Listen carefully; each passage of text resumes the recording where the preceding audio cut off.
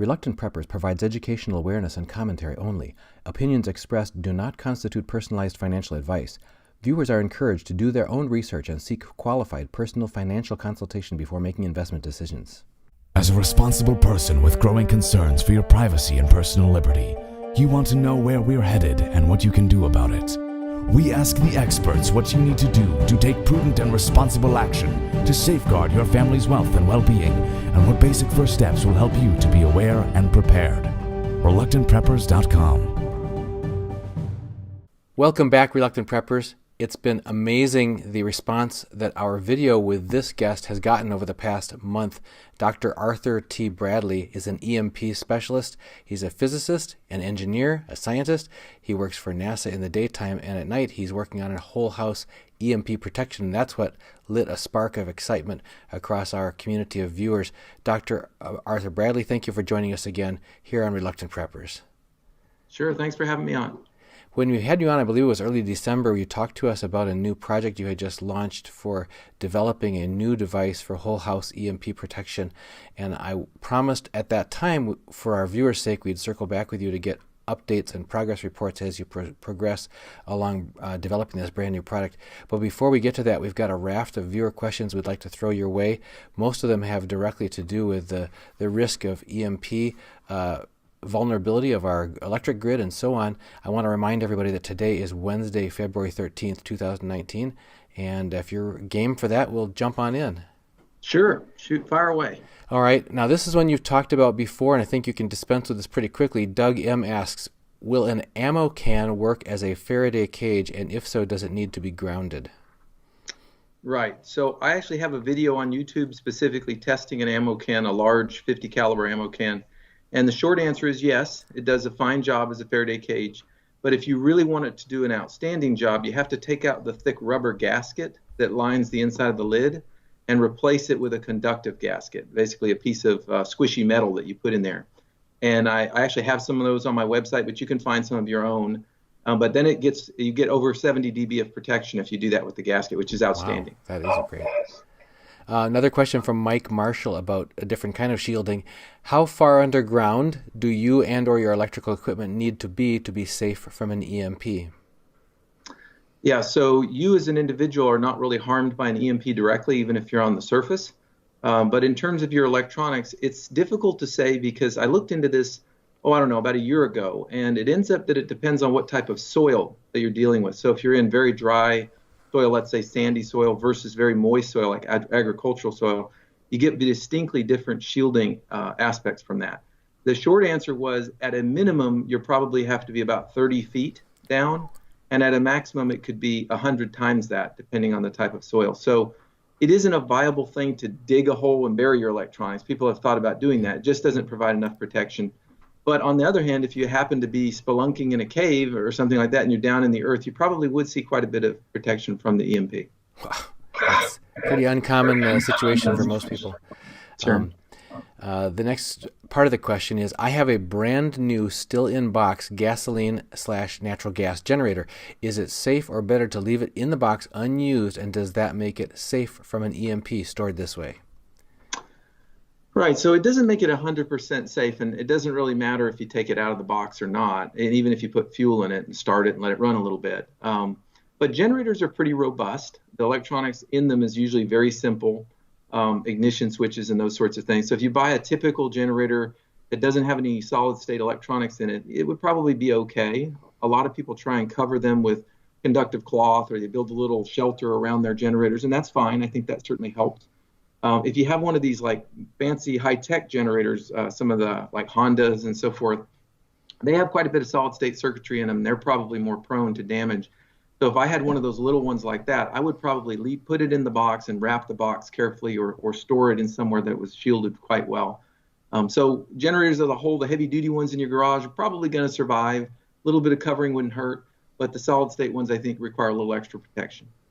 This is a question similar to ones you have answered in the past, but Josh Venable asks, can I somehow fit my car with a device or devices that will shield it from being rendered useless after an attack?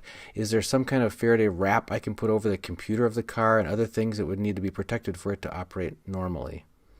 Right. Yeah, that's a question I hear a lot, and I know there's a company out, maybe a couple companies who claim to sell little modules that you hook in your car and they'll just protect your car from an EMP.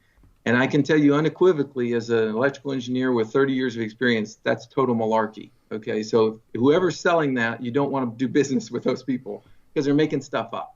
All right, so you have to think about a car as being maybe 1,000 different small computers, right, spread all over the vehicle. And yes, you can wrap one box, or yes, you can shield one cable, but to protect that system is very, very difficult and will require a great deal of study to do properly. Now, and you need that when you're running, right? When you're driving your vehicle, you need the whole thing to be protected. And there really isn't a way to do that short of having an engineer come in and spend a great deal of money and time trying to figure out how to solve your specific vehicle problem. Now, with all that said, if your car's not running, it's fairly robust and fairly resistant to an EMP then, but many people still cover it with conductive covers to try and absolutely ensure that their car is going to be viable after an EMP. Hidden City Prepper asks, Dr. Bradley, which concerns you more today, an EMP or a cyber attack on our grid? How would each distinctly affect our lives? Yeah, that's a tough question. Both of those worry me. I think a cyber attack is certainly more likely because there's just a lot of different entities out there that can initiate that sort of attack on us. And we are vulnerable. I've been to several conferences and heard the talks, and we're very vulnerable to that type of attack. So I think it's more likely, although I think the damage would be quite a bit less than, let's say, an overhead high-altitude nuclear EMP would be. I don't think it would be a national catastrophe. It would probably be, take down one of our interconnects, perhaps, which would be horrible. There'd be all kinds of suffering and all kinds of challenges, but it might not be the same type of truly national crisis that took out, let's say, the entire grid and all of the interconnects in the United States. So the different scopes, I think the effects would be similar, right, for those people in the areas affected. The loss of the electrical grid basically takes out all of your infrastructures very quickly. We have one from Leah who asks, if the energy from an EMP event wipes out electrical and electronics on the ground, wouldn't it also knock out all the electronics and satellites above it? Yeah, so an EMP can damage satellites in orbit, and it depends on where the EMP is detonated at, but it certainly can go both directions. It's a little bit different phenomenon, though, and I'm not a physicist that can talk to that in great detail. Remember how a nuclear EMP works at the Earth's surface, right? You get an explosion, generates gamma rays. Those gamma rays essentially strip away electrons from atmospheric atoms, right? And those electrons then spiral around the Earth's geomagnetic field lines, and they perturbate the Earth's magnetic field a little bit. And that at the surface is felt as these ground currents that essentially disturb our electrical grid and all that stuff, as well as this propagating RF energy, right, that couples into all of our small-scale electronics. So having that atmosphere, though, is part of that transmission, right? And it's a little different as you go up the other direction because you don't have the same atmosphere. But with that said, I do know that satellites can be damaged by a high-altitude nuclear EMP. This is not quite as high altitude, but it's also airborne equipment. Science O'Brien asks, hello, Doc. As an airline pilot, I'm concerned about how hardened are the flight control systems of my Airbus 320. Yeah, I've been asked about that. And he's clearly more of an expert on airplanes than I am. What I do know is that airplane electronics are typically quad redundant, which means you don't just have a backup to your system, you have a backup to the backup to the backup to the backup, right? There are multiple levels of failure that they can tolerate. And the experts that I've spoken to over the years suggest that most commercial airplanes, even though they might experience an anomaly, one of those backup systems would probably remain functional and they could land the aircraft. Even if they couldn't do it in the traditional ways, there's all kind of backup methods that they use for landing airplanes as well. And so their view was you wouldn't just have a bunch of airplanes fall out of the sky. Remember, airplanes get hit by lightning routinely. They have all kind of disturbances that they feel all the time, and they don't typically fall out of the sky. Ziffer Homestead asks, and you've answered this one many times in different ways, but he's got some follow-on questions, and maybe you want to zoom in on one of these. Will solar panels be affected by an EMP? What safeguards can be used for an off-grid situation? And are batteries affected by an EMP? Right. So let's start with batteries first. So freestanding, like gel cell batteries, chemical batteries are not affected by an EMP. So if you just have, your D cells or even a big car battery, you don't need to store it in a Faraday cage. It won't be damaged by the EMP. Okay. With that said, if the battery is connected to a long conductor, let's say it's part of an integrated system, then the energy that develops in that system can backfeed into the battery and cause damage. So if you had a large solar power generation system, for example, you've got batteries as part of that, they can be damaged if that system's fully interconnected. The batteries can be damaged. And the solar panels are sort of in the same vein there. The testing that I'm aware of that's been done on solar panels, and the company I always give credit to is a company called Solarc, and they make EMP hardened solar power generation systems, probably the only ones that I know of in the United States, and very good quality products. So they tested solar panels, just like you're talking about, versus the radiated effects of an EMP, and the results were that they survived the EMP when freestanding, when nothing was attached to them. But when they were connected up as that integrated power generation system, they were indeed damaged, just like about everything else in the system was, without proper protection. So hopefully that answers that question. Now, how do you protect against it? Stay tuned. You could certainly go buy a very nice, maybe a bit expensive, already pre-hardened solar power generation system like Solarc sells, and I'm sure they're fantastic. That may be a little out of the price range of some folks, and I'm looking at developing a way of retrofitting existing solar power generation systems to make them more EMP hardened. So stay tuned. That may be 6-9 months off before I really get serious about that, but just know that I'm looking at it. Sounds good. We've got this question you fielded before. In fact, you brought it up a couple of times before, but want to get circled back with you because we have been hearing different takes on this. GT says, I've been told EMP destructive capabilities related to the effective range are exaggerated. The distance of an EMP using a pulse of most probable weapons at high altitude is not more than 300 miles in any direction from the blast point and would be shielded at 45 degrees in mountain valleys and caverns. Discuss the 300-mile radius concept, please, and can distance and geography help? Yeah, I'm not sure where the 300-mile number came from exactly. There are some fairly well-known maps that were generated as part of the EMP Commission, and there's other, like the Meditech report, and those show that a well-placed detonation at a very high altitude of the continental United States would basically cover coast to coast. Now, the fields are not uniform coast to coast. There's a complex pattern, almost like a horseshoe-looking pattern that gets generated. But remember, they don't necessarily have to be uniform, right? Because you're going to couple a lot of energy into this electrical grid, which is going to spread now in a conducted way, not in a radiated way. But with all that said, yeah, geography plays a important role. And if you're down in a valley in between a couple of mountains, you're likely to see a lot less RF energy, let's say, than somebody who's out on the plains, no doubt about it. Same way some of the early studies where if you're close to water, unfortunately, those levels tend to be higher. So if you're right at the coast or near big bodies of water, you end up tending to get higher fields. And there's been some reports written on why that is and the effects of that. So, yeah, geography plays a role. I think we're sort of where our geography is sort of where we are, though we can't really control that a lot of times. But I would say it's true. Yeah, geography can certainly affect the kind of fields that you would experience. This is a related question, and you may have covered it just now, but I wanted to really zoom in on it. Jason D. asks, how many nukes would it take to destroy the grid? I often hear one powerful bomb detonated 300 miles up would take out the entire U.S. power grid, but I've also heard that it would take actually 6 nukes at altitude to take out the grid. Which is it? And either way, is small arms fire to the big transformers a more likely scenario? So we'll talk about scenarios later, but in terms of the physics of 1 nuke versus 6 nukes to take out the U.S. power grid. Yeah, no, I haven't heard that either. There's a lot of information flowing around, and unless there's some analysis behind it, I have a hard time knowing what's true or what's not.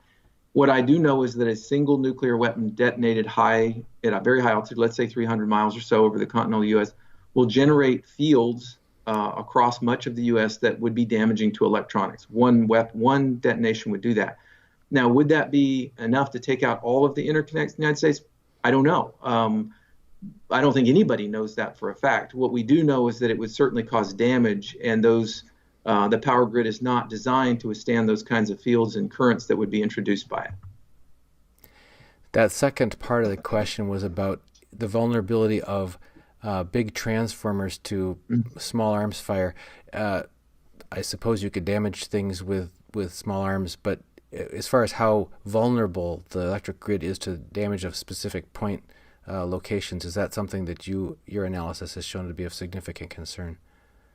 Yeah, I can't really speak to that. Just common sense would tell me that there are a lot of large transformers in the United States, and certainly a terrorist could initiate an attack against something like that. but I just can't imagine that the scope of that damage would be, anywhere comparable to something that affected much of the nation.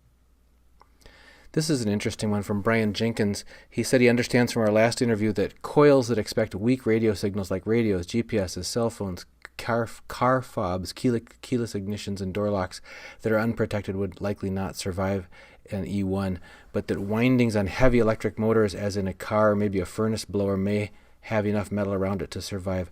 But would the windings on small transformers, such as for battery chargers, 6 to 9 volt power supplies, cell phone chargers, or relays like refrigerators, dishwashers, and other appliances in cars that may not be purposefully shielded, survive?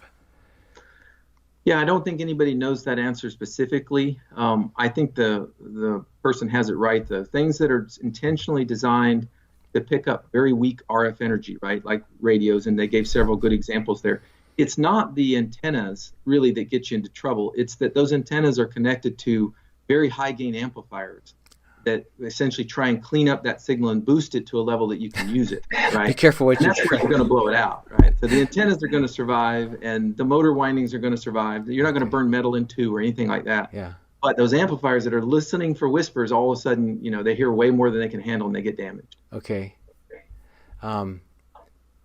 Okay, the next one you already answered a little bit. Maybe you're going to answer in the future. Michael says, is it possible to include protection for a solar panel to your DC EMP Storm device, or offer it as an add-on? So, Michael, we'll circle back when Dr. Bradley finishes his first phase of his project and see what that one brings. Okay, he talked about this is an interesting one, and it shifts the game a little bit. Talking about polar reversal or pole shift. I understand there's a few different kinds of polar reversals in Earth geologic records. Can Dr. Bradley talk about the different kinds of pole shifts and how each affects us differently? If it ever does happen, will we be susceptible to reduced exposure damages of solar radiation or increased? And if we come up to ground level, how would we get protection from that solar radiation? So I don't know if that's getting into an area that is too far. It's stretching my knowledge. Okay. I have done some reading on it just because it's curious to me as well. We're actually undergoing a polar shift now. And there's just recently was an article published about how they've had to recalibrate where true north is just recently. That's very, very small amounts, right? But the articles that I read suggested that it takes on the order of 20,000 years or so to fully reverse.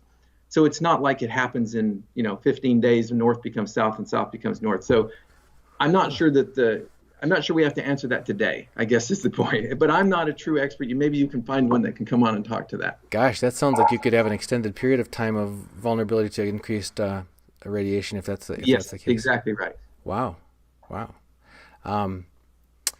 Okay, there's a couple of people talking about Van Allen belt radiation, like how did we ever get to the moon in 1968 and why can't we return there and that sort of thing. There's 2 or 3 different people that are asking about that. Is that subject one thing you've studied? It's not my area of expertise either. I will say, though, that I work at NASA, but I don't speak for NASA on this program. But we at NASA often talk about, well, why is it so hard to go back to the moon, right? And we're, of course, having various programs right now that are looking at doing that sort of thing, as are the Chinese and the Russians and India and so forth, right? And the answer is that when we were back in the Apollo days, at least my answer to it is that when we were back in the Apollo days, like 5% of the GDP was used to fund NASA to develop this technology to get us to the moon. It was priority job one, right? Because we were trying to upstage the Russians, if you might remember. And that impetus, if you will, has died off some, right? The reward for cost benefits sort of rolled off. And now NASA's budget's, $18 billion, something like that. But it's nowhere near 5% of the GDP. And so getting back to the moon on a much, much smaller budget, when all of those designs from the Apollo days essentially were scrapped and archived and nobody knows how to do any of that stuff anymore, is difficult. It's difficult to come up with all that new technology, with all the safety features we need to have nowadays. And as everybody's learning, going into space is difficult. It's a hard thing to do, and to do it safely. This is an interesting one, a real-world connection. Mark Robinson says, I discussed this issue with my buddy who's a utility lineman. He said they are always scrounging for utility pole transformers. Damaged transformers are shipped out of the country to be refurbished, and new ones come from China and are always on back order. I asked him, what if we lost 20% of the pole transformers? His reply was, we would take from everywhere non-essential to restore necessary services, but the most greater cooperation would be the most greater electric co-ops would be screwed for months. Other commitments, because of other commitments, and the transformers from China are junk. But your assessment of the likely timeline of recovery to a major damage suffered by the electric grid. Yeah, so certainly if you go to these blackout conferences where the grid down scenario is what they study, right? And I've listened to some of those experts talk, and it's pretty grave. And I'm not an alarmist sort of person. I'm generally pretty pragmatic. But it's very grave. You know, the large transformers aren't made in the United States, and they typically take on an order of a year to be made. And it's not like there's any stockpile sitting anywhere. And these are transformers that are building size transformers, right? Not the ones up on your pole. Certainly the ones on the poles could be damaged, but I'm assuming there's some inventory, even if they're hard to get and you have to scrap and salvage. I don't think it's the small ones going out that would be the biggest problem. I think it's those large ones that are so hard to make and so hard to replace. And I don't know that there's a solution to be had. I think that would be months at least before most of the country was back operational, and it could be much longer than that. This kind of goes to the other end of the spectrum. Suze Kofer says, Dr. Bradley, how can people without money prepare, and how specifically and how will it work? Yeah, well, it depends on what you're preparing for. If we're talking about an EMP, there's specific things, I guess. You know, an EMP is what they call a high impact, low frequency event, right? You hear that abbreviation sometimes. It's a big deal, right? It doesn't happen very often, and we've never had an EMP attack on the United States. And same way with like a solar coronal mass ejection. A serious one doesn't happen often, every 150 years or so, but they do happen. And the question is, how do you prepare? And what I tell people is, first of all, don't focus on that specific threat. Get a general preparedness plan in place: food, water, shelter, all of the basics, right? Figure out how you're going to keep yourself fed and warm and hydrated. And that takes care of a lot of your problems. And then when you get that basis of protection in place, you can turn your attention to the specific threats. Like, let's say an EMP has a specific threat of damaging your electronics, and you can look at how you, on a budget, can maybe protect some critical items that you and your family might have. Along that front, when we talk about the EMP storm, that to me is a low-cost option, a few $100s, that you might be able to really protect some electronics in your home. That was one reason I undertook that project. But there are other things people can do if you had the small electronics that you really didn't want to lose. Maybe it's a medical related. You know, you could store that in an inexpensive Faraday cage. People use galvanized garbage cans or foil wrapped boxes, things like that. And it's enough. It's enough to almost guarantee their survival. So you can take those low cost approaches like that. You don't have to throw a whole bunch of money at the problem. All right. And you've already touched on this, but this is so specific, I thought we could just zoom on this as our last question. Mr. Lion65 asks, how can a person EMP-proof a standby Generac generator that is already connected to the home? Yeah, I get that question quite a lot. And people have tried different things. Okay, so first we'll talk about, with an EMP, there are two threats, right? One threat is the radiated emission that comes through the air, and it's going to couple onto just about everything. All of our electronics are going to feel some of those high fields, right? And then the other threat is this conducted pulse that's going to get on every long conductor you can see, right? And that could be gas lines, that could be transmission lines from the power company, buried conductors under the ground, right? So these are going to have tremendous currents flowing on them. And the problem with the generator outside is it has some pipes connected to it, whether it's the gas pipes and whether it's the electrical wires. And some of that energy is going to find its way along those conductors and find its way into the system, even if you cover it, right? And so what people have done is they've done a few things. So some people have built like conductive covers to go over their generators. Most generators already have a steel housing around it anyway, and you don't want to cover all your air vents because then the thing may overheat if it's running, right? So what I tell people is the housing's probably okay. You could seal up the seams a little bit better if you wanted with some conductive tape. And then at the very least, you could put a large ferrite around the power wires that go to and from the generator. At least that would help to suppress some of the conductive transients that came in. And that's a low-cost thing. You know, it might cost you $50 for a good ferrite or something like that. Not tremendously expensive. If the generator feeds into the power box, into your breaker panel, you could use something like the EMP Storm also on that breaker panel. And should the generator be connected at the time when the event happened, it would also help to protect the generator as well. So it's another relatively low cost, but there's not a perfect solution that you just, bolt something on and your generator's protected. And again, it's because of the conductive lines that run in and out of the generator.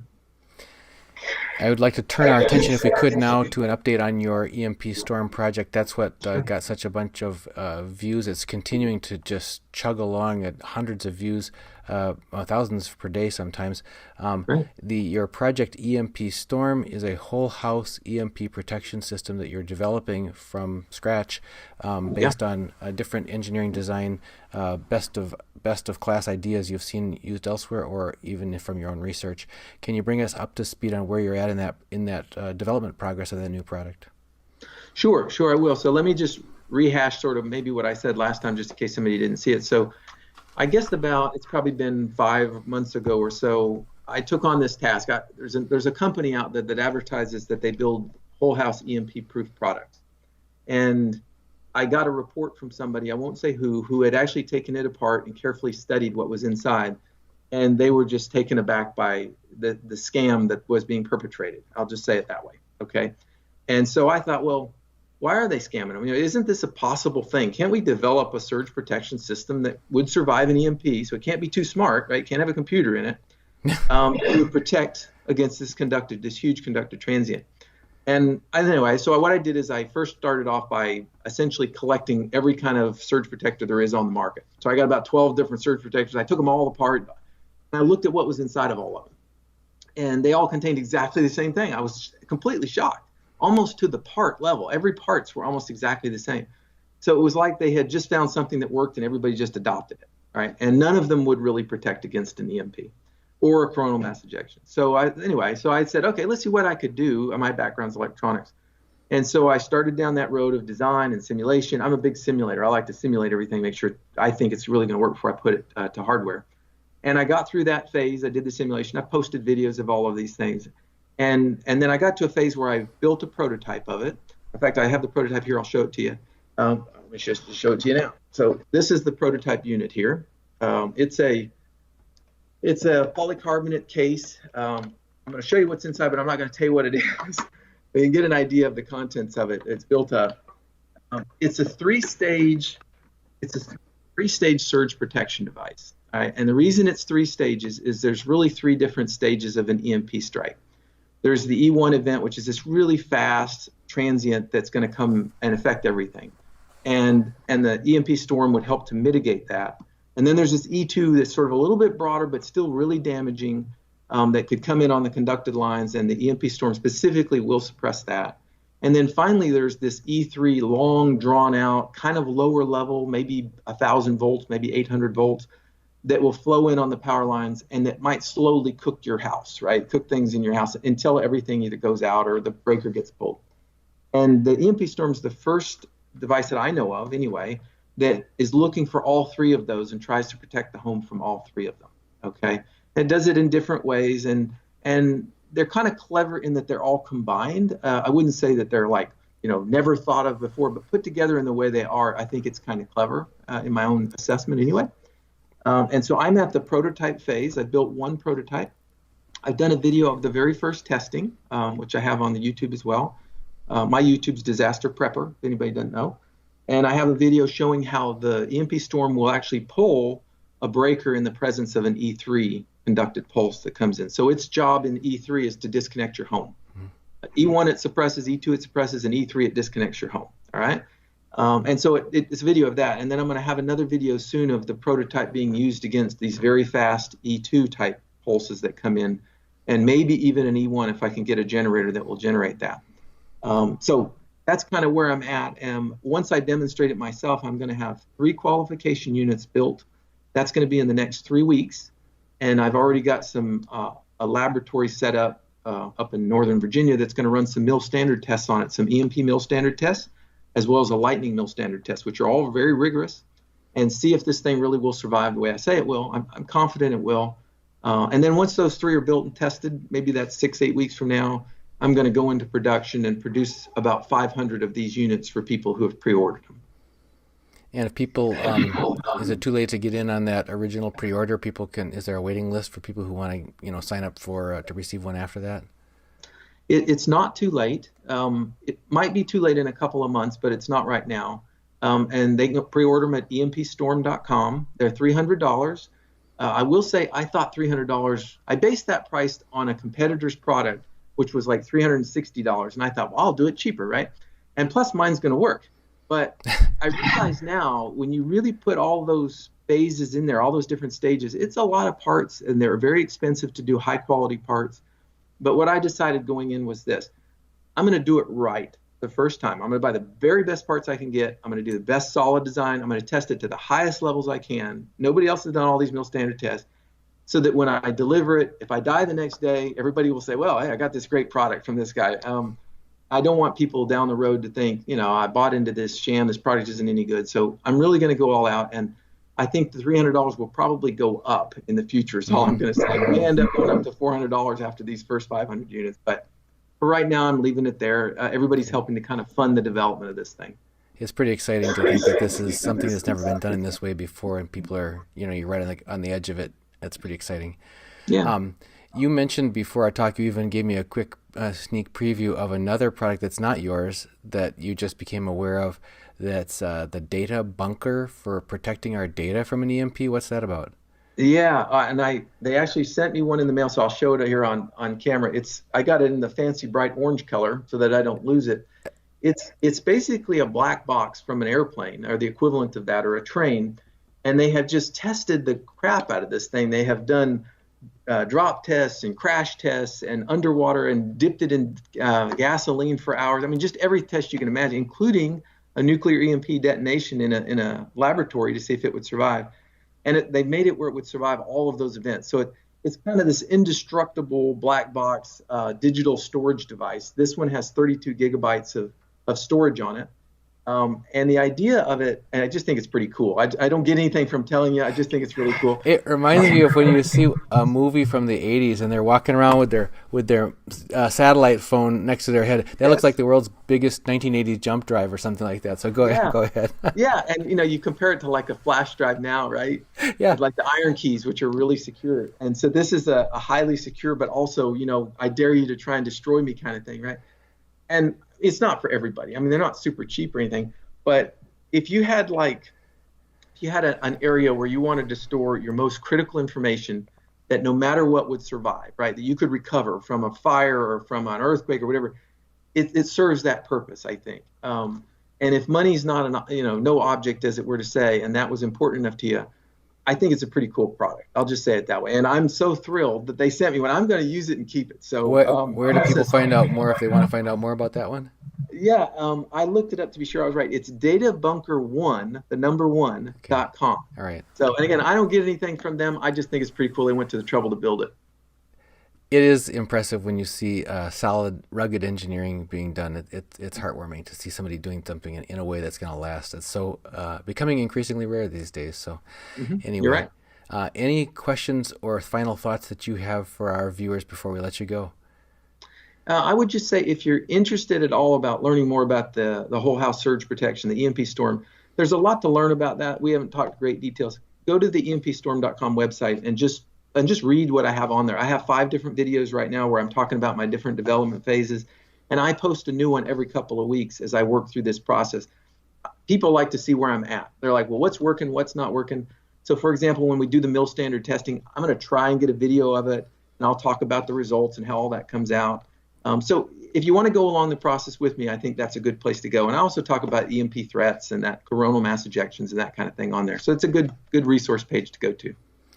Also, guys, a couple other notes. If you want to support our work here so that we can keep bringing you these informative videos, please go to patreon.com/ReluctantPreppers. And also to mention that Dr. Bradley, we have a playlist for him. So if you're a Dr. Bradley groupie, just look for a playlist for Dr. Bradley. He's got several interviews with us talking about different EMP and other risk scenarios and how you can mitigate those, and lots of more viewers' questions that got answered. Dr. Bradley, thank you as always for joining us here on Reluctant Preppers. Sure. Thanks for having me on again. They say the stock market crashed today. Yeah, I heard that. Sounds like people's retirement accounts and savings accounts are going to get bailed into the banks. Yeah.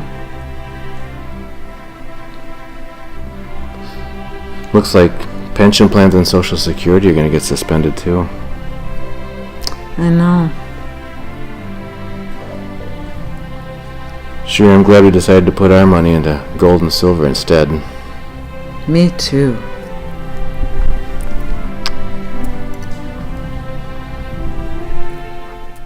Get your first ounce of silver at spot price and free shipping on any order over $99 at sdbullion.com/rp. Hey Reluctant Preppers, if you haven't heard, we've already started our monthly 1-ounce U.S. Silver Eagle thank you gift to one active Patreon subscriber each month, signed by your host, Dunnigan Kaiser. And you don't want to miss out on that. Please help us grow by subscribing today at patreon.com/reluctantpreppers.